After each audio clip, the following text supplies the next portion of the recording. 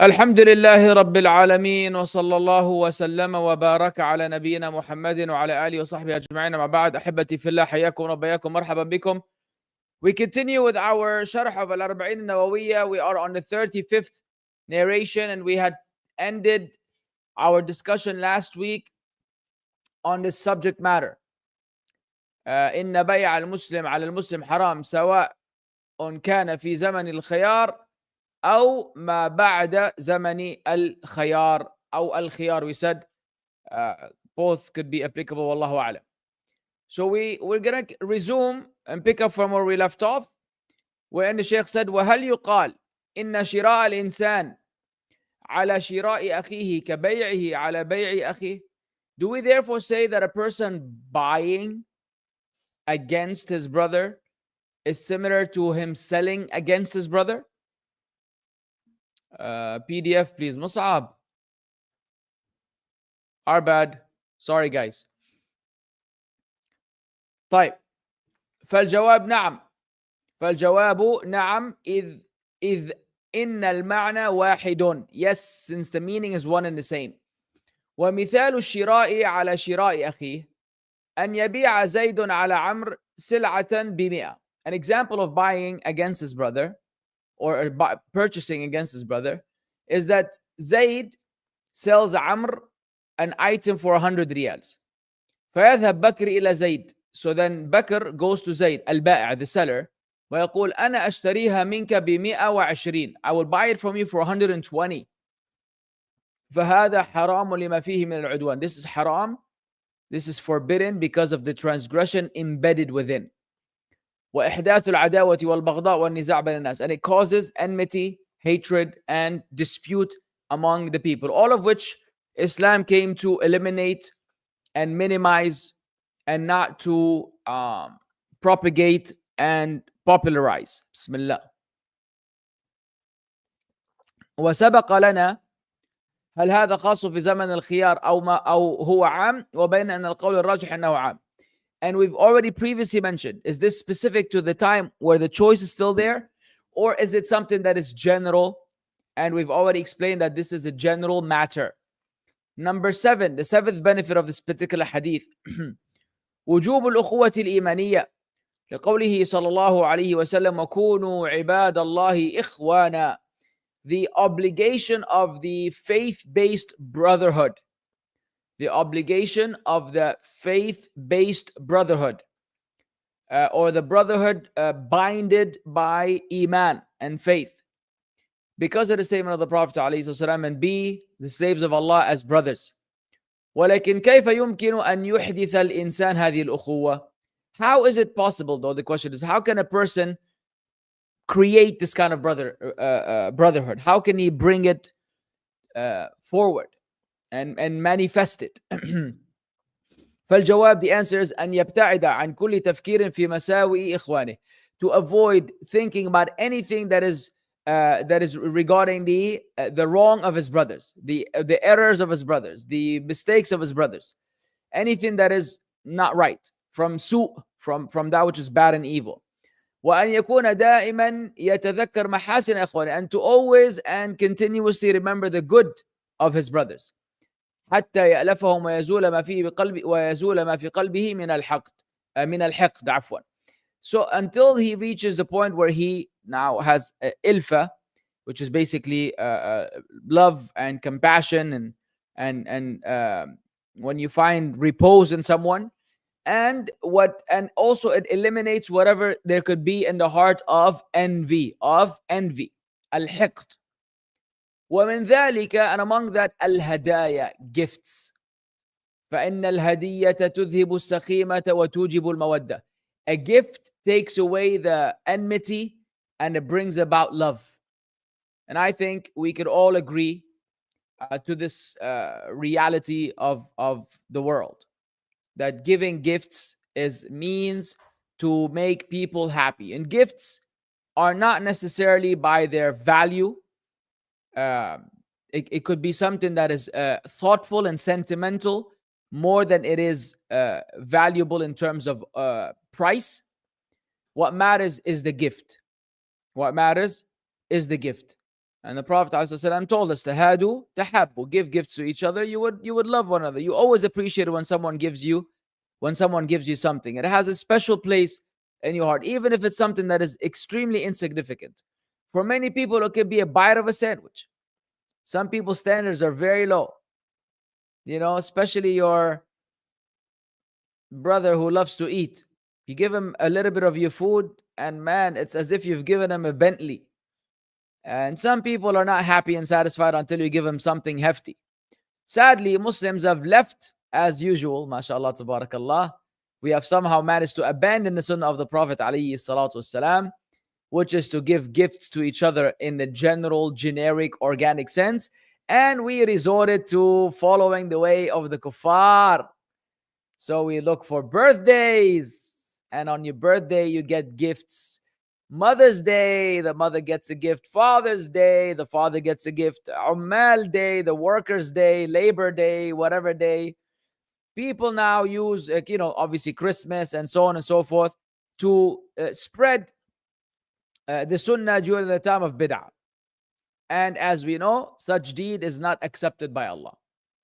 Such deed is not accepted by Allah. The two conditions of the acceptability of a deed is that it is done sincerely for the sake of Allah, and it is done according to the Prophet sallallahu alaihi wasallam.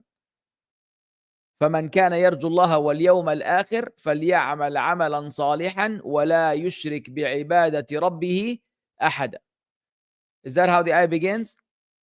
Whoever فَمَنْ كَانَ يَرْجُو الْآخِرَةَ whoever then wishes, seeks the hereafter, then let him do righteous deeds and not associate any partners with Allah. The scholars say righteous deed, that what constitutes righteousness is that it has to be in line with the Prophet alayhi salatu wassalam. And there are many evidences from the Quran and the Sunnah to highlight this particular fact. But the bottom line is that we don't really practice this Sunnah of giving gifts to each other. And as a result of that, there's a lot of enmity and hatred. And wallahi, I'm falling short myself. The amount of slander I receive every single day. If I'm going to follow the way of the Salaf, then I will be sending these guys gifts. Everybody who slanders and lies, calls me names with that are not justified in Islam. You can call me a name that is justified in Islam. I'll accept that. You call me a name because of a violation I have committed, I'll have to accept that. And I have no right to reject or feel insulted. Who cares? Who am I? Nobody. I'm a nobody. But you call me names based on lies and slanders. You're technically giving me your good deeds. I should reward you with a gift.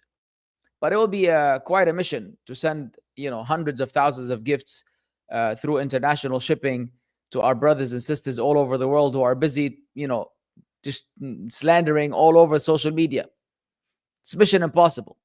But I'll say to them, Jazakumullahu khairan, may Allah bless you and reward you for your akhlaq, your great manners, the great choice of words, even the great profile names and pictures that you use in general. All of them are indicative of the uprightness and righteousness and piety that you're upon. And I thank you from the bottom of my heart for giving me your good deeds. And if that's what makes you happy, keep it coming. Keep it coming. I need them. I need them.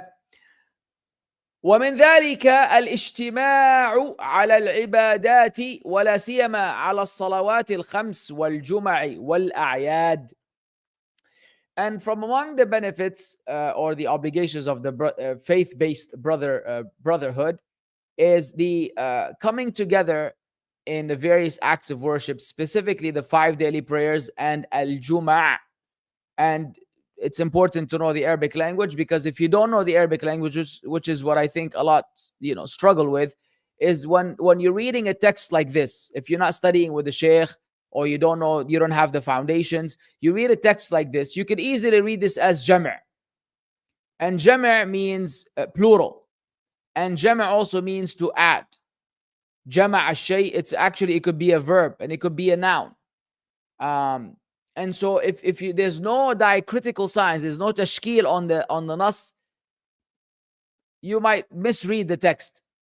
And I don't want to call out anyone by name, but many of these brothers that attempt to read Arabic text, fall into these mistakes. And making mistakes is natural. It's normal. There's no way you're going to avoid making a mistake while reading a text. But yani, there's a margin of error that is acceptable, and then there are some things that are just unacceptable. And I don't want to mention anyone by name, but I think some of you know who I might be referring to. Bottom line is, it's here at wal juma'. Juma' is the plural of jumu'ah.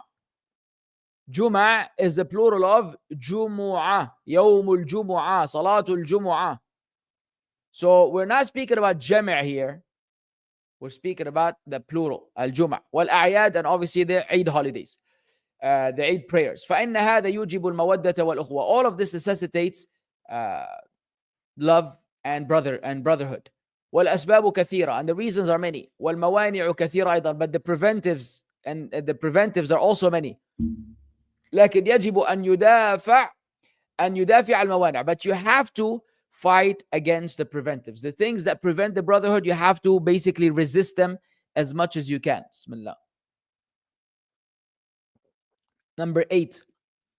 The 8th benefit. أن النبي صلى الله عليه وسلم لما أمر أن نكون إخوانا بين حال المسلم مع أخيه.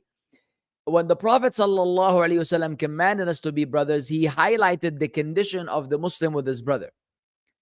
Number 9. أن المسلم على المسلم حرام دمه وماله وعرضه. That the Muslim upon the other Muslim, all of the following are forbidden. They're sacred. His blood, his wealth, and his dignity. Which means you are not allowed to afflict harm upon your Muslim brother by causing bloodshed.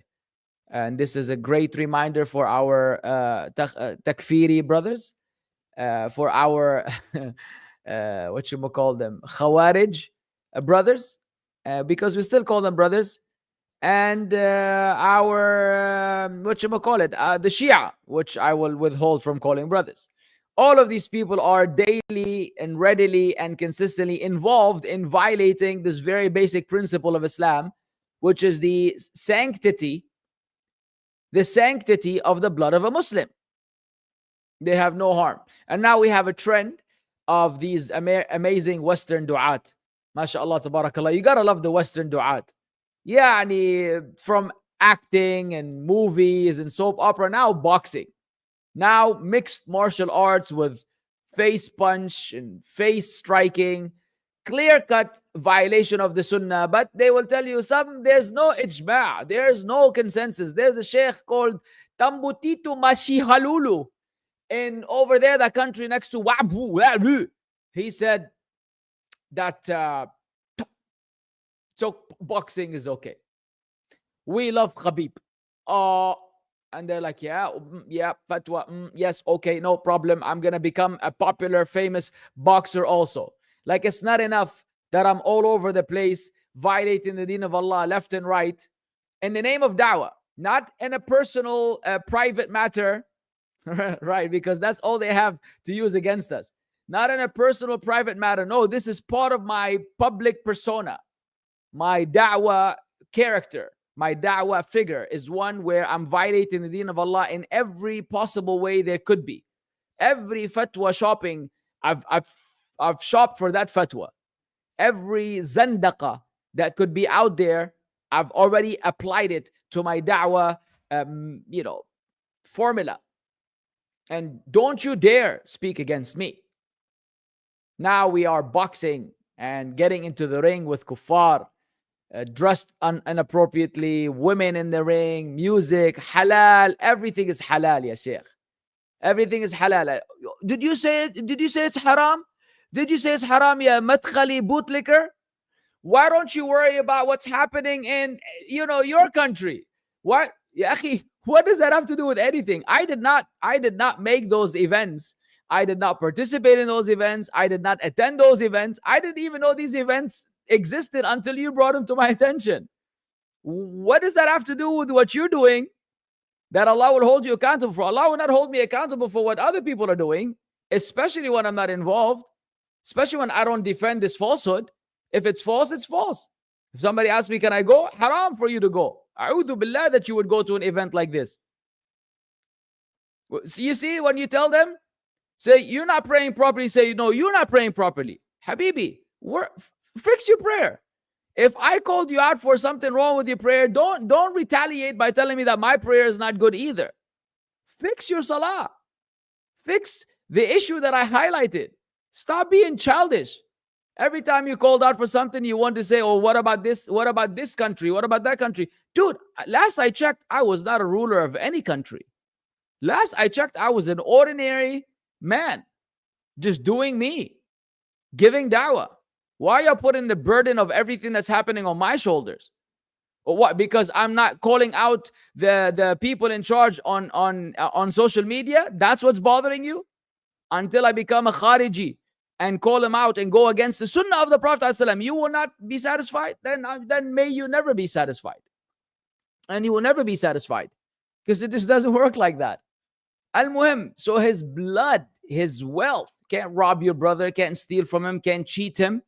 And his ird, his dignity, his honor, can't be speaking ill about him or his family or his womenfolk and what have you. Number 10.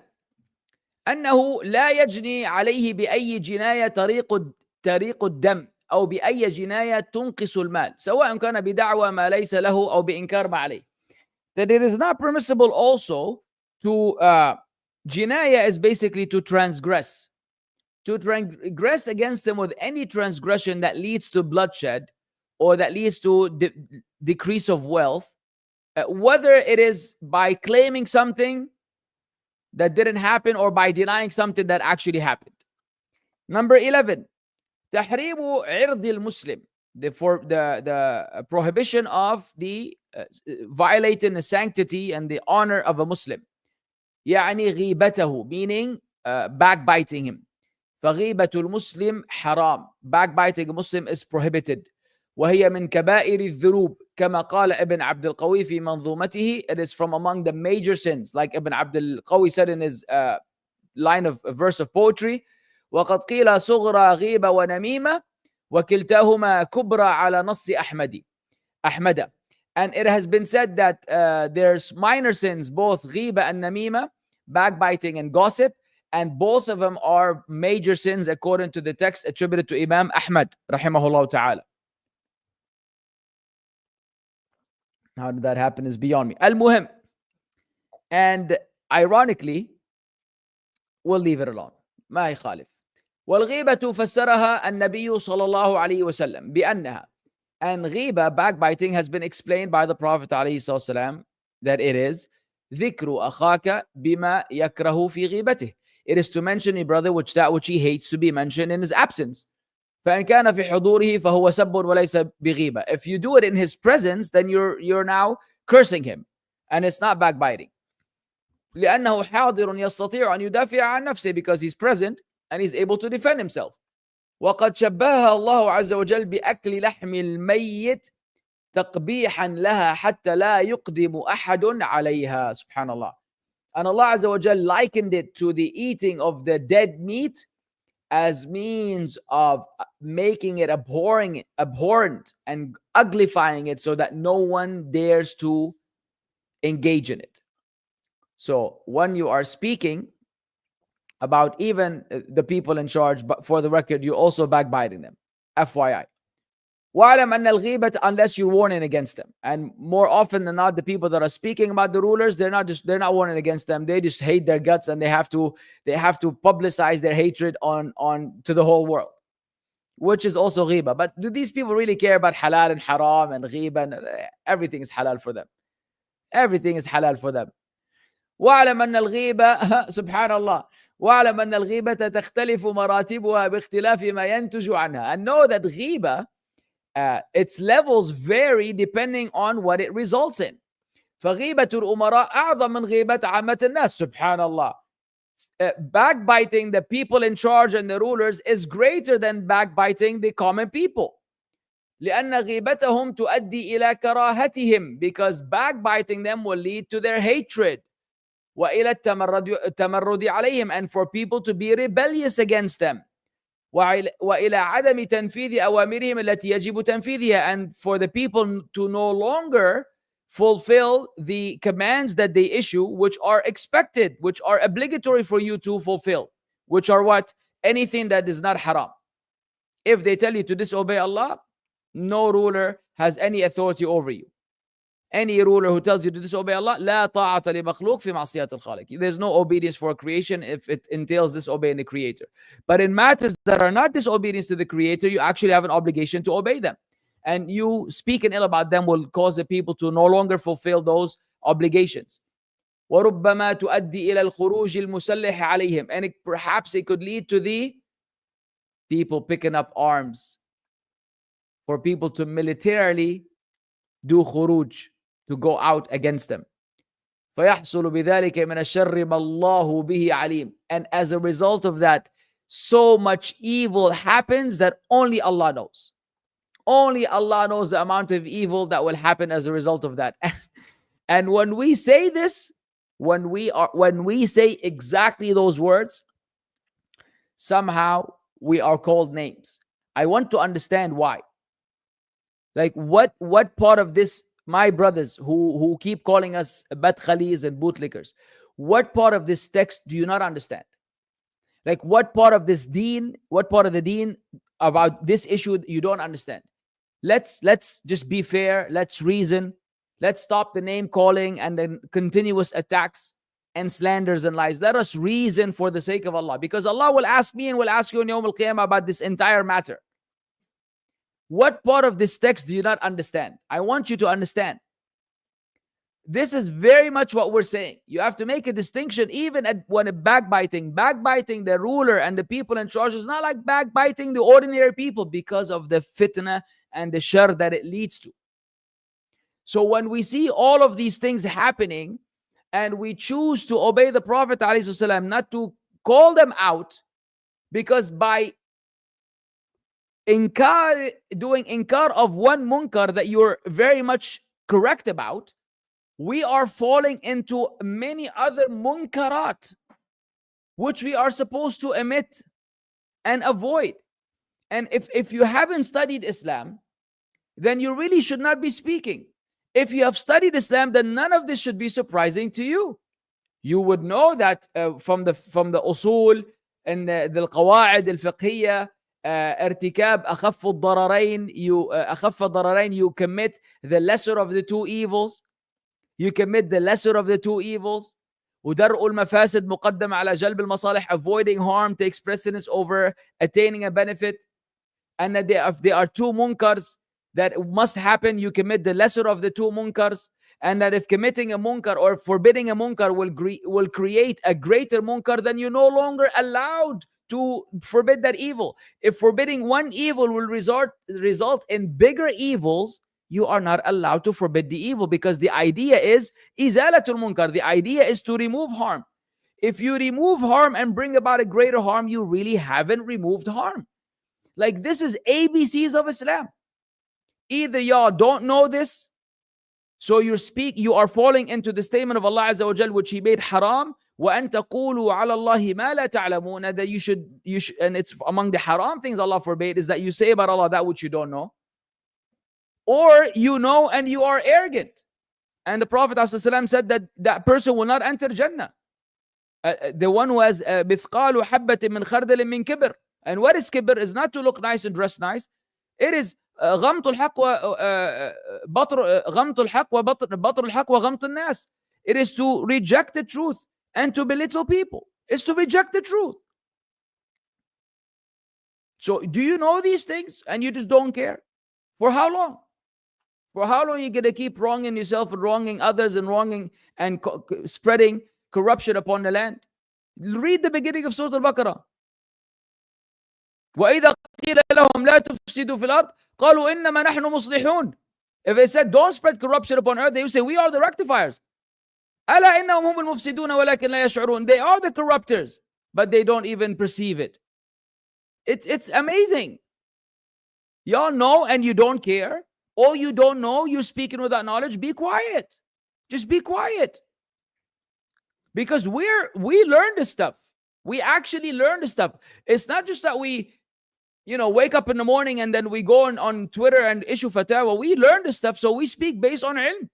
What y'all doing, bro?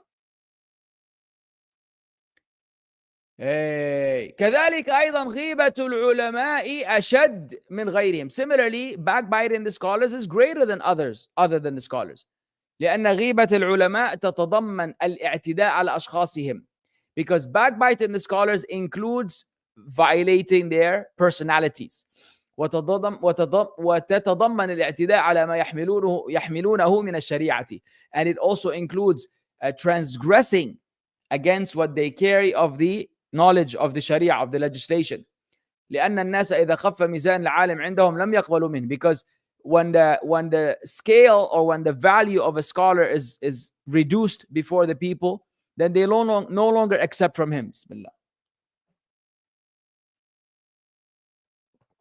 Alhamdulillah. ولذلك أحذركم ما حذرتكم به من قبل. That's why I warn you regarding that which I have warned you about before.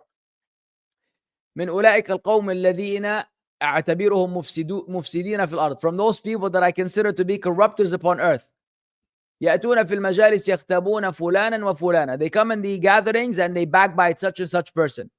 مع أنك لو فكرت لو وجدت عندهم من العيوب أكثر مما يعيبون به هذا الشخص. Even though if you were to reflect, you find that they have actually more defects than the person that they're calling out. احذروا هؤلاء. Be careful of those people. لا تركنوا إليهم وانبذوهم في مجالسهم نبذا. Don't lean towards them and abandon them in their gatherings as is. لأنهم مفسدون في الأرض. Because they are spreading corruption upon earth. سواء قصدوا أو لم يقصدوا. Whether they intended or they don't intend it. فالفساد متى حصل فصاحبه مفسد. When corruption happens, the person involved in it is a corrupter. لكن معنية الإفساد يكون ضرره أكثر وأعظم. But if he intends with the intention of corrupting, then his harm is greater and beyond. And as you all know from the experience and from the Sharh of the 28th Hadith, the Shaykh is referring to the people on the Salafi publication tip.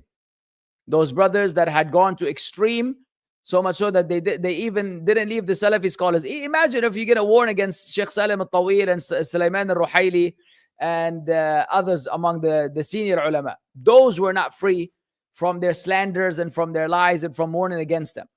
So the Salafi publication group and their likes, those who are on the extreme tip of so-called Salafiyah, are the ones who are being referred to here, who have no business in this world except to warn against their fellow Salafis. If they were warning against the Sufis and the Ikhwanis and the Sururis, Jazakallahu khairan, barakallahu fiqh, it's much needed. But you warn it against your fellow Salafis, man, you need to take a chill pill and relax. All right? Because we're here doing the same work. And you're here, just demolishing whatever we're trying to construct. And it's really, very counterproductive. It's very counterproductive. كما أن التشبه بالكفار مثلا حتى لو حصل متى حصل ولو بغير قصد التشبه ثبت حكمه ومعنية التشبه يكون أعظم. The Shaykh is explaining the principle he just mentioned.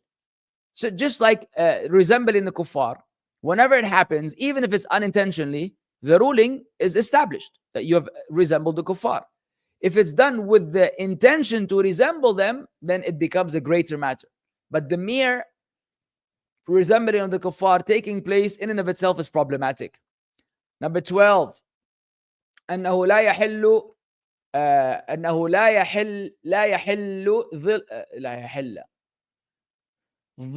ظلم المسلم بأي نوع من أنواع الظلم. That it's not permissible to oppress a Muslim in any type of oppression. وَالظُّلْمُ ظُلُمَاتٍ يَوْمَ الْقِيَامَةِ. And oppression will be darknesses on the day of resurrection.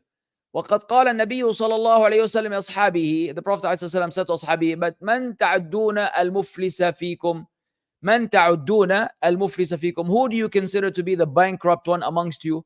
قالوا الذي ليس عنده درهم ولا دينار. They said the one who doesn't have any currency, any money. أو لا متاع, doesn't have any belongings. قال المفلس من يأتي يوم القيامة بحسنات أمثال الجبال. The bankrupt one is who comes on the day of resurrection with good deeds like mountains. With good deeds equivalent to mountains of good deeds. فَيَأْتِي وَقَدْ ضَرَبَ هَذَا, but he comes having struck such person. وَشَتَمَ هَذَا, and he verbally abused that person. وَأَخَذَ مَالَ هَذَا, and he took the wealth of that person.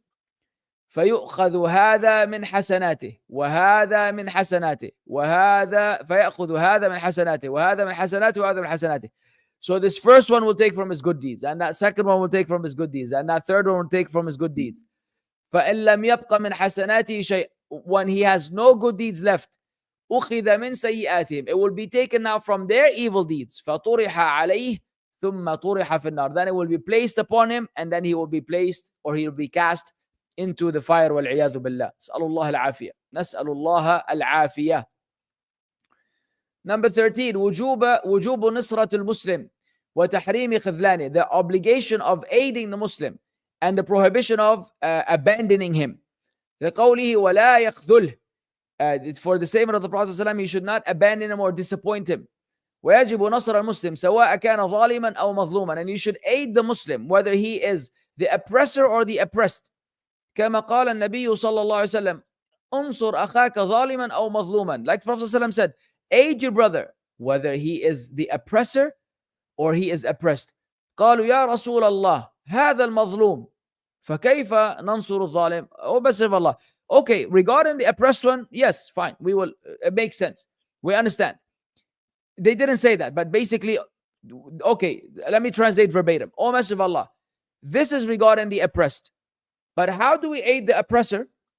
قال تمنعه من الظلم فذلك نصرك إياه. He said, you prevent him from wronging, you prevent him from oppression.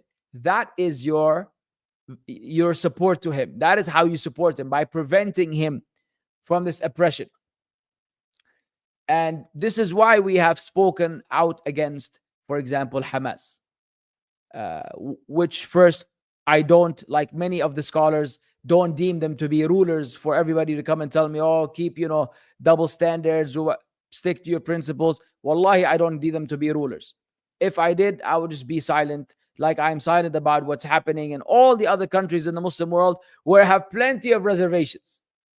I could name I could name an issue in every Muslim country in the world with every Muslim ruler in the world. At least maybe 5-10 things that I will never say to anyone ever. Why? Because it's not from the Sunnah. It is not from the Sunnah.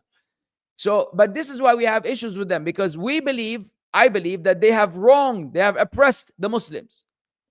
They have oppressed the Muslims by not knowing what they're getting into, or knowing what they're getting into and not caring. Whether they didn't know or they knew and they didn't care, either way, they have wronged themselves, and they have wronged the innocent civilians in Gaza. They knew that whatever they do, it will fall back on these civilians. If they knew that what they did, the counter reaction would be that the Zionist terrorists will fight them off exclusively and strictly, we will say, okay, you're doing your part of defending the land and defending the deen of Allah and defending your honor and dignity. Jazakumullahu khairan. In spite of your affiliation with the Shia and supporting the Shia and praising the Shia and loving the Shia and still, jazakumullahu khairan, you are defending the Muslims. But you knew very well that you do a little bit of misbehavior with the Zionists, and they will go all out. They will go all out. They will not hold back on killing the elderly, the women, the innocent, the children. They will bomb hospitals. They will bomb schools. You know that.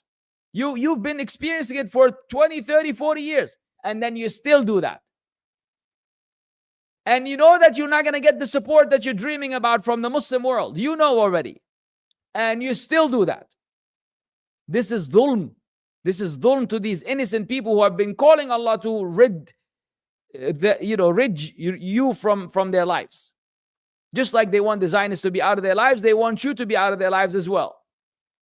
Because you've brought destruction upon the Muslims with your stunts, with your adventures. So from this perspective, we speak against them, because this is how we also help our brother, whether he is oppressed or the oppressor. You are an oppressor against the innocent Muslims. jeopardizing the hadith exactly says, damuhu wa irduhu wa maluhu, damuhu wa maluhu wa irduhu. All of these have been violated. You knew women were going to be raped, right? You did know that women will be raped, right? You did know that your family members would be raped, right? And you still did it. And you know that you don't have the means to fight them off. You don't have the means to repel them. You don't have the means to protect these women. Y'all are underground in tunnels for the most part. And who's the people above the ground in their buildings are the innocent civilians that are being used more or less as human shields.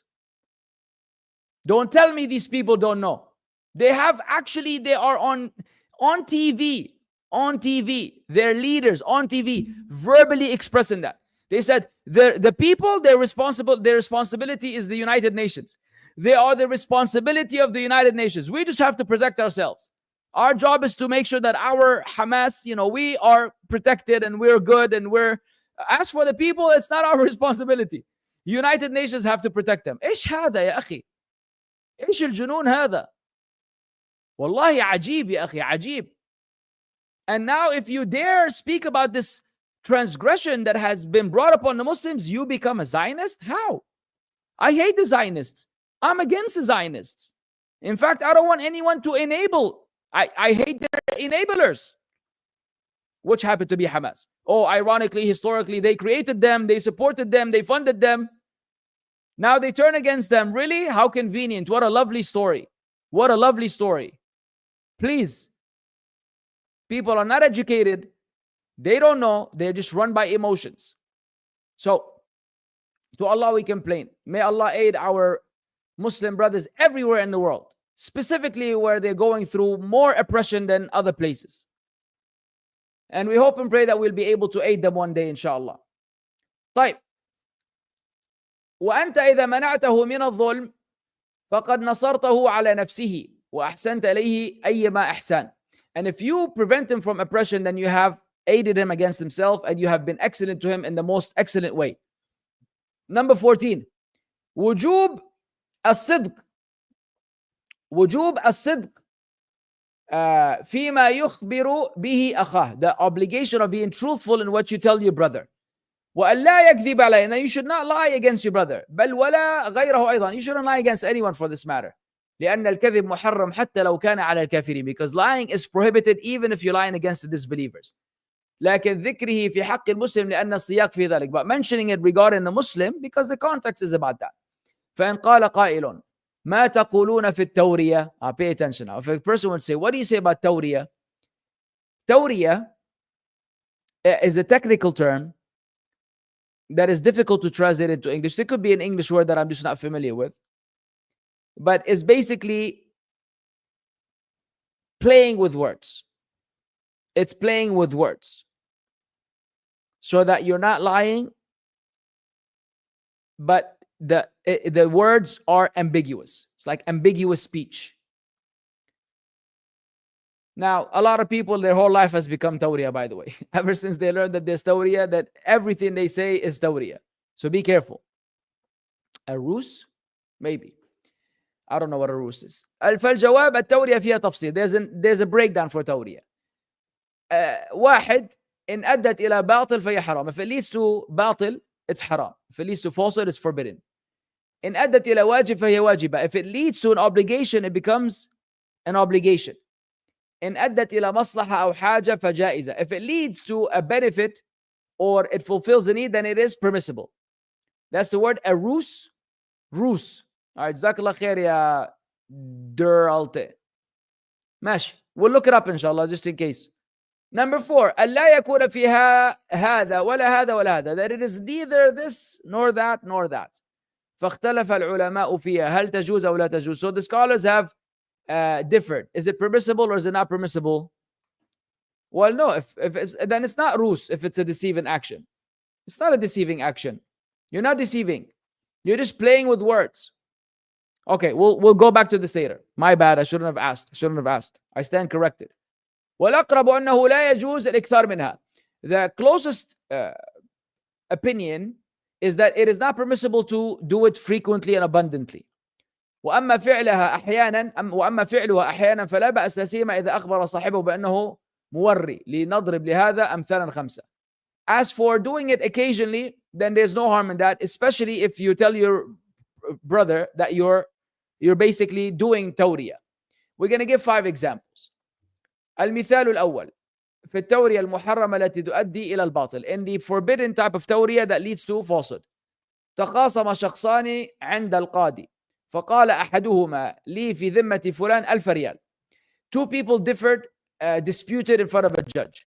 So one of them said, I have أحدهما لي في ذمة فلان, I have this person owes me 1000 riyals. فهذه دعوة. This is now the claim. فأنكر المدعي عليه فنقول للداعي هات البينة. So but the one whose the claim is against, he denied. So we say to the claimant, bring about the evidence. فقال ليس عندي بينة. He said, I don't have a proof. فإذا قال هذا توجهت اليمين على المدعي عليه. If he says that, now the oath is given to the one who the claim is against. فأقسم المدعي عليه وقال والله ما له عندي شيء. So the مدعي, the one who's the claim is against, he made an oath by Allah that this person I don't owe him anything. I don't owe him anything. وأراد ما اسم الموصول.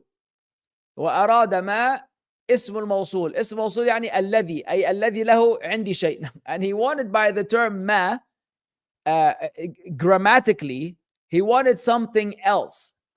Not ما له, meaning he doesn't. It's not the negation, but it is الذي له عندي شيء, meaning وهو صحيح أن 1000 ريال شيء. فهذه تورية حرام لأنها تؤدي إلى المحرم، أي أكل المال بالباطل. Meaning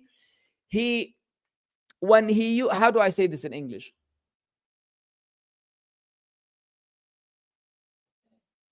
It's difficult to do it in English.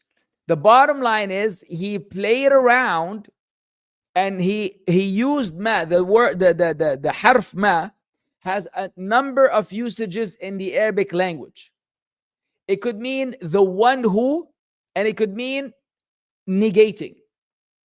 So when he used it, he meant the one who, and he did not mean the negation. That way his oath is sound, but he lied. The Shaykh said, this is haram because it led to falsehood. ثم إن هذا الرجل لا ينجو في الآخرة. Then this person will not be saved in the آخرة. لقول النبي عليه الصلاة والسلام يمينك على ما يصدقك به صاحبك. Your oath is based on what your companion or your brother believes you about or believes in. المثال الثاني, the second, التورية الواجبة, the obligatory تورية. مثل أن يسأل ظالم عن مكان شخص يريد أن يقتله. Such as an oppressor asks about the location of a person that he wants to kill. فسأل رجلا, he asked a person, وقال أتدري أين فلان? Do you know where such person is? وهو يدري أنه في المكان الفلاني. He knows that he's in this particular location. فقال لا أدري. He said, I don't know. وينوي لا أدري عن كل أحواله. And he means by that, I don't know about all of his affairs. فقال له هل هو في هذا البيت? He said, is he in this house? وهو يدري أنه في البيت. وهو يدري أنه في البيت. He knows he's in that house. فقال ليس في البيت. He said, not in the house. وينوي ليس في السطح مثلا. But he intends that he is not on the roof of the house, for example. أو ليس في الدور الأسفل, or he's not in the ground floor. أو ليس في الحجرة الفلانية, or he's not in that particular room. فهذه تورية حكمها الوجوب لأن فيها إحياء نفس. This particular تورية is obligatory because it brings about the giving of life, meaning to preserve a life. So, but you have to understand, look how keen is Islam against lying. Like people say there's a white lie and this is an occasion or time for a white lie. No. Even in that situation, there's no such thing as a white lie. All you're doing is doing tawriyah. You're being ambiguous in your choice of words to give off a particular meaning while you intend another one. That's what's happening. And this happened at the time of Imam Ahmad with the fitna of khalq al-Quran. They came to the ulama at the time of Imam Ahmad and they told them, say that the Quran makhluk, say that the Quran is created. And so some of them they said al-Injil, they said al-Zabur, والتوراة والإنجيل والقرآن هذه مخلوقة. Those are created. And they meant, meaning those four fingers are created. So they enumerated the name of four scriptures, and then when they said هذه مخلوقة, they were referring to their fingers. Those are created.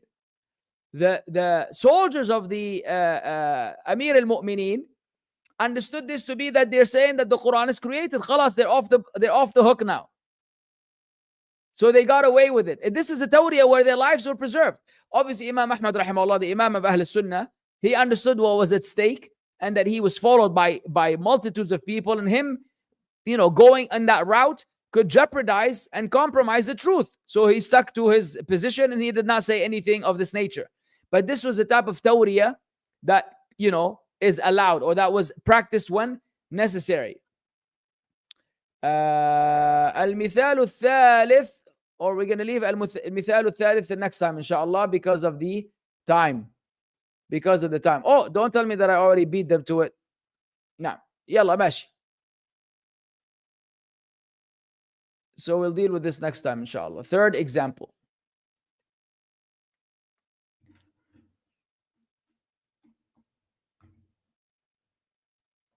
اشحن يا بابا جوالك نحن الأطفال. فين السؤال يا حجاج؟ Ustad, if long hair is a sign of Khawarij in my country, can I grow it? No. No, avoid resembling the Khawarij. Avoid resembling the Khawarij. And today they are known for having long hair. But if you grow it, again, let me take that back. If you're growing it because you just want to follow the way of the Prophet ﷺ, then don't worry about what they're doing. If you're doing it because you are following the way of the Prophet ﷺ, then don't worry about them. Do you? Tamam? Do you, inshallah. Nah. But obviously, if you're going to be in a gatherings or in a situation where people might associate you with the Khawarij because of your long hair, then it's a problem. If you're just on your own, doing you, minding your business, ma fi mushkila. But if you're doing that, and you are in context where y'all will be in one vicinity, one location, and the people might associate you with them because of your long hair resembling theirs, then avoid it. If not, then it's no issue, inshallah. He was being ambiguous. In his heart, he meant one thing, but the other person understood it to mean another. Yeah, okay. Equivocation, the use of ambiguous language to conceal the truth or to avoid committing oneself. Prevarication. Wow. Equivocation sounds good. I'll look it up, inshallah. Shukran, ya pursue excellence. Always giving us excellent answers. Barakallah fikum. Wa alaikum salam. Tawriya means euphemism. Euphemism or double meaning. Okay, guys, come on, give me a break now. I have to choose one. I'm just gonna do my own research on the subject matter, and then I will tell you which meaning I believe is most accurate, even though I could be wrong. But guys, take down notes of these, please. Copy paste them onto a Word document and share them with me later or on WhatsApp. I want to research those things. Naam, shukran for your contribution, Mashayikh. Wa alaikum salam. Are girls allowed to chat with other players in online games? No, of course not. Are you kidding me? Are nicknames like Aboudi for Abdullah and Maluka for Abdul Malik permissible? Yes, they are permissible.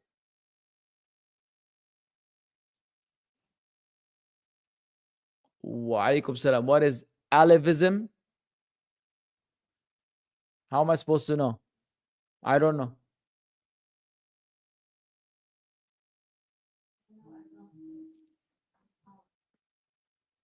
Yalla ya mashayikh.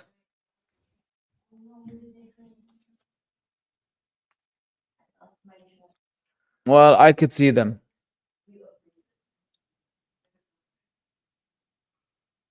Bruv. We have a fake Shamsi with us. Brother, I love you for the sake of Allah. Ameen. Keep speaking the truth. It may be unpopular, but Allah is enough for me, for you, and for everyone who speaks the truth, seeking His face. Barakallah feek ya Ahmad. Hayak Allah. Okay, Jazakallah khair. I don't know what that's supposed to mean. That's awkward.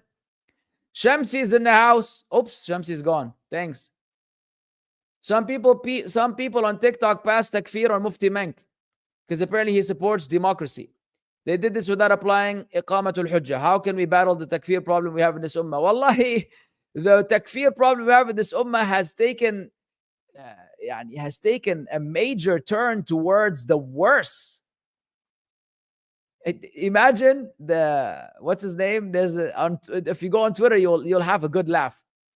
DH, he says, when did I pass takfir against Rabbi Faris? Dude, you're calling a Muslim a rabbi. You are calling a Muslim a rabbi. The title of a person who is in charge of issuing rulings for Jews, for Judaism, an expert on Judaism. You're saying that he's a Yahudi. That is takfir. That is the epitome of takfir. Where did I pass takfir against Rabbi Faris? Like an oxymoron. This is how lost we are. And when you have someone this lost and this ignorant, with 500,000 followers and people donating money to him, then you understand the issue of takfir is greater than what you thought. How do we battle it? By teaching the people, by educating the people. Yes, we hate Mufti Menk for the sake of Allah. Mufti Menk is a lousy sellout. He's a terrible sellout of Islam. May Allah guide him to the proper Islam. But we're not going to pass takfir on the guy, man. We're not going to just casually pass takfir on the guy. It doesn't work this way. It's horrible. Allah al-Musta'an. So what? I'm managing this still? Walaikum salam, Shaykh. What do I do? My mom insults me. I prayed Maghrib and she saw me not praying the Sunnah and she told me it's compulsory and I told her it isn't and I had to do something else. What do I do? You apologize to your mom and you put a smile on her face and you don't argue with her on these issues. All right? She says it's compulsory. You know that it isn't. You can tell her respectfully that it isn't, but don't fight with her. Don't argue with her. Let it die. Let it die. And later on, when everything is calm, you can come say, Mom, I love you and you're my mother and Allah obliged and it commanded me to be dutiful to you and I try my best to be dutiful, but I fall short. I'm weak. I'm human. You know how it is. Do you mind that we discuss the issue that you mentioned earlier? Because I want to learn more. My understanding is that there were 5 daily prayers and everything else is voluntary. Yes, it's highly recommended to pray the Sunnah, but it's called the Sunnah because it's actually voluntary. So can you tell me how do we understand this, issue? Who do I listen to about this matter? You try to act dumb. And so your mom feels that she's, the Shaykhatul Islam. And she tries to educate you. Sure enough, she will realize that she has no idea what she's talking about. And then you're able to discuss the matter further. But the idea is that your parents are tripping or your parents are crazy. And therefore that justifies you disrespecting them, being rude to them and violating them. It doesn't work in Islam. There's no place for this in Islam. Your parents, for all you know, could be pushing you to kufr.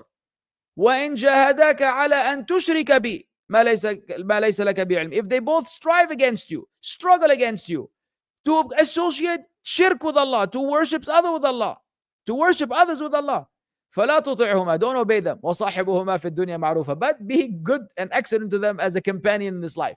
Come on, y'all. Come on, man. You got to be nice to your parents, man. You got to be nice to your parents, no matter how mean they are to you. You're dealing with Allah. You're not dealing with them. When you're good to your parents, even though they are evil to you, you are dealing with Allah. Allah will reward you. Allah will bless you. Allah will guide you. Allah will compensate you. Allah will place you in paradise because of that. But if you want to go for tit for tat, you crazy with me, or I'm going to be crazy with you, all right, go to Jahannam, bruv. Burn all you want. It does not work this way. Some of these youth are foolish, man. Foolish. Thinking that they could go like this, with their parents. It doesn't work this way. You're dealing with Allah. You're not dealing with them. They might not give you your right. They might deprive you of your right. It's okay. It's okay. Allah will give you your right back. Either in the dunya or in the akhirah. Either way, it's a win-win for you. You try to disobey Allah and be disobedient to your parents and undutiful to your parents in order to exact your right today, then you will lose in the dunya and in the akhirah. Mark my words. Nakast. If the prayer is started and we join but are the only one in the new row, do we need to wait for a second person to join the row before starting to pray? Yes. The prayer of the person in the row on his own is invalid according to many of the scholars. I faced an academic issue in university and my father gave me money to gift someone who could help resolve it. Is this considered bribery? It sounds like it sounds pretty much like a bribery to me. Hey, my father says salam and he says these are for you and don't forget my issue. Oh, yeah, consider it done. Thanks for the strawberries. Tell your dad I love him. May you face more issues in university. May I get more gifts. And no, this is not bribery. This is called mutual benefit. Do these rules also apply to how to deal with non-Muslims? Which rules? I've been speaking about a lot of things. Technically speaking, yes, a lot of them apply to both. Wa alaikum salam wa rahmatullah. Pursue excellence is holding either of the geocentric versus heliocentric position related to Aqeedah while holding that the sun moves. Also in the hadith of Yusha and the sun not. Anyways, we cannot find the second part of the question. Right there, not setting. Is it clear cut that the sun was halted in its orbit, or there could be ta'wil that it's, I don't know. Wallahi, Shaykh, this is beyond me. I don't really delve into those matters. I've never delved into this particular matter, and I'm not really familiar with its intricacies. So I best remain quiet. Nah. How many kids do you have, Akhi? That is a little personal, but that's fine. I have 4 kids. Alhamdulillah. Please advise on how to be good at public speaking. By publicly speaking. I don't know, man. By just being you, man. I don't know. It's just by practicing, I guess. Practicing is part of it, but in reality, it's a certain attitude that you have. I think it first comes with an attitude, and it's related to your psychological, mental positioning. Are you an introvert, an extrovert? Do you care what people think? Do you not care about what people think? How much do you care about what people think? A lot of these factor in when it comes to public speaking. So people that are OCD in terms of what people think have a hard time speaking publicly because they spend most of their time worrying about the people's reaction to what they say and less time worrying about what they're saying. So when you don't really care about what people say, and not in a disrespectful way, but if you know that what you're saying you believe to be the truth and you're sincere, then you couldn't really care less about the people's reactions. Then you go about, you just speak your mind. You have the ability to connect your thoughts and for you to speak freely because you're not really wasting any of your time or the bandwidth and the energy on people's reaction and thoughts on your opinion. You're busy discussing your opinion. And when you're an extrovert, you're naturally comfortable in front of people. You don't mind speaking in front of people. You have self-confidence. Also, you're not shy. Then you'll be able to do that as well. You'll be able to speak publicly, whether it is 3 people, 5 people, 50 people, 500 people, 5 million people, nothing. And it doesn't make a difference to you anymore. So some of these you could have by the disposition, natural disposition. Allah blesses you with them as part of your innate character. And some of them are muktasaba. They are things that you acquire with practice and with exercise and with learning and sharpening and what have you. Naam. Wallahu a'lam. Wa alaikum salam wa rahmatullah. Is there a difference between showing off your good deeds to people to impress them and showing off your good deeds by wanting to inspire other people to do the same? Of course there's a difference.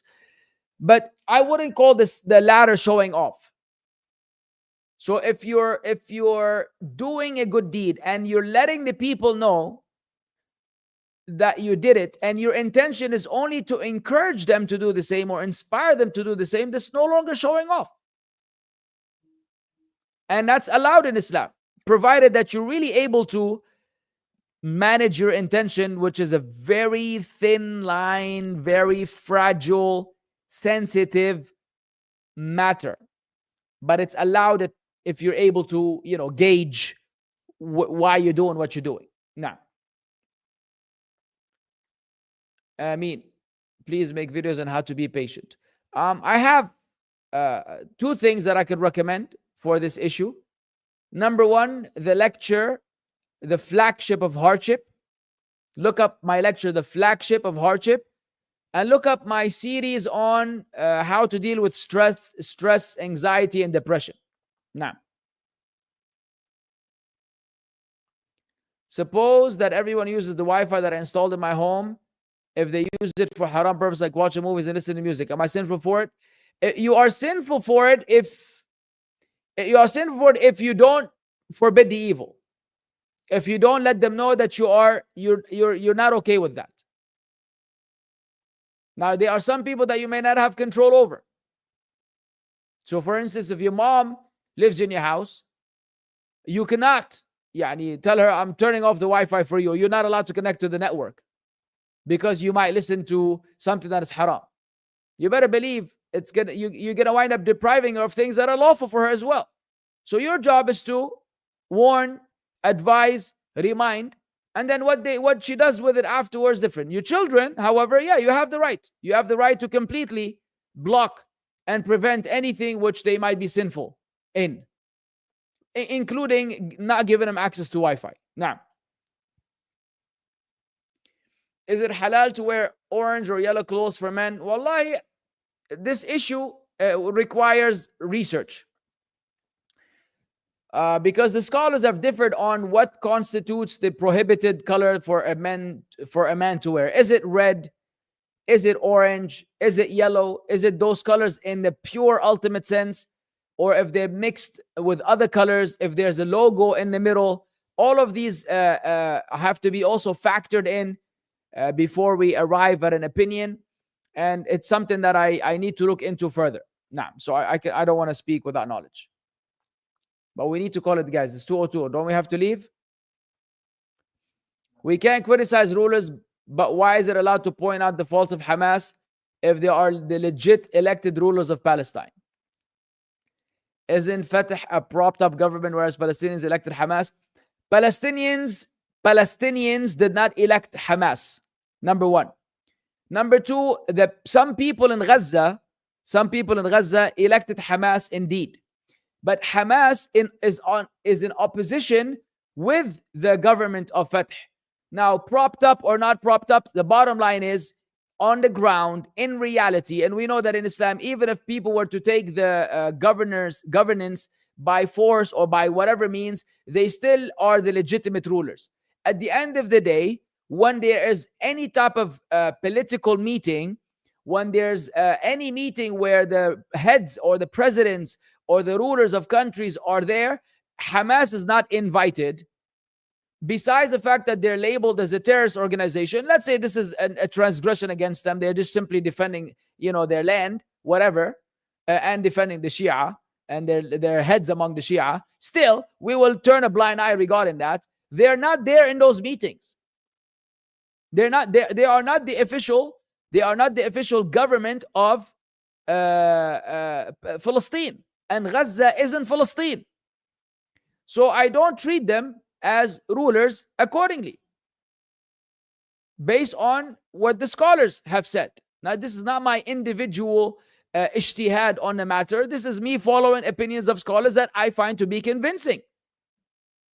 Because all of the scholars, whether it is Shaykh Sa'id al-Raslan, Shaykh Salim al-Tawil, those mashayikh are known for not being, for not speaking about the rulers and not calling out the rulers, and they consistently call out Hamas because they legitimately don't consider them to be rulers, and which is the position that I'm convinced with. If you feel otherwise, you're entitled to your opinion, barakallah feek. I can't shove my opinion down your throat. Oh, you want to consider them to be rulers, that's on you. Just because they were elected. We're not even going to go into election and democracy and what their leaders said and what their founder said about, having no beef with the Jews and we love the Jews and the Jews are mia mia. We only want our land. I don't even want to open up that dossier of calamities that have been articulated and verbalized by their leaders. All types of statements of kufr and all types of statements of deviance, adi. we're still going to say, okay, any given ruler can make a similar statement that is also deviance and kufr. So we're not going to rush into takfir. But wallah alladhi la ilaha ghayruh, I don't perceive them to be rulers. And therefore I speak about them accordingly. Now, all right. Saverio Pontuti. What? Whoa, what a name. May Allah, the one whom you love me for, love you. Is that your legit name? Is that Italiano, senor? No? All right, well, that was nice.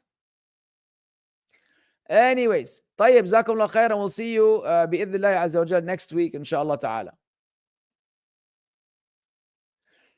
No, calling Mufti Meng a sellout is not backbiting, because I am warning against him.